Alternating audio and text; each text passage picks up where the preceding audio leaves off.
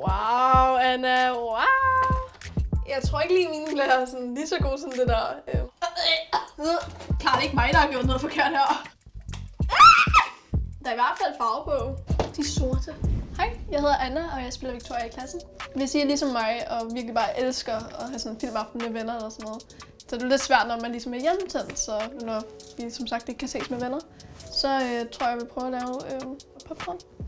Men før jeg laver de her popcorn, så skal de selvfølgelig være i noget, når de er færdige. Så det her, det er en skabelon til en popcornholder. Wow, Anna, wow! Og hvis I bruger saks, så have en voksen i nærheden. Okay, så er vi færdige med at klippe. Det bliver jo ret godt. Okay, gutter, kan I se det her? Kan I se, hvor pro det der er? Dunno. Så skal vi ikke... Nu tror jeg bare, at vi skal ligne det sammen. Ja. Altså, jeg vil selv sige, at jeg er ret så pro til det her klippe-klister og noget. Ligesom i biografen og sådan noget, så skal vi have noget rødt papir, og så laver vi de der striber. Nå, men der skal jo noget i den, så lad os gå ud og lave nogle popcorn. De popcorn, som jeg vil prøve at lave i dag, det er nogle farvede popcorn. Det er noget, jeg har set på TikTok, det så ret sejt ud. Sådan nogle karamelliserede popcorn. Så vi starter med de farvede. Der er ikke rigtig noget andet med, at man skal have noget olie. Hov.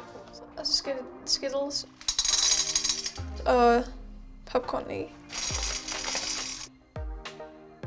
Jeg tror ikke lige, mine bliver sådan lige så gode som det der.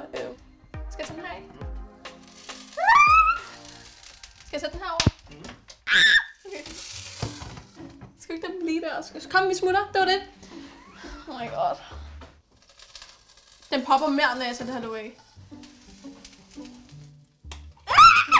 Nu skal I lige se. Jeg ved ikke lige...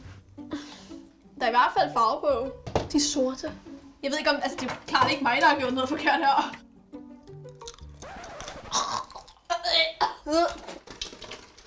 Okay, gutter. Vi tager den lige en gang til.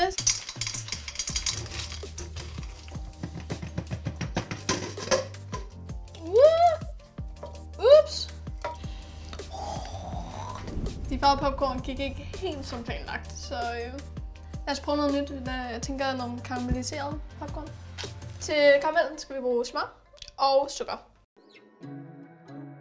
Med arbejde i køkkenet skal håret lige op. Lige nu så tager jeg en halv teske natron. Det er sådan der. Nu tager jeg de her karamelliserede klamme popcorn. Jeg skal sætte dem over på den der bagepapir, for det skal sådan køle af. Fordi jeg skriger så meget i dag.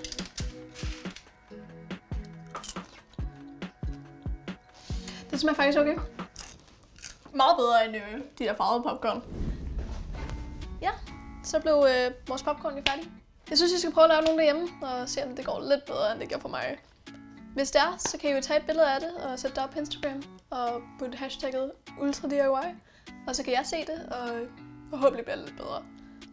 Men jeg tror, jeg vil se noget film nu, så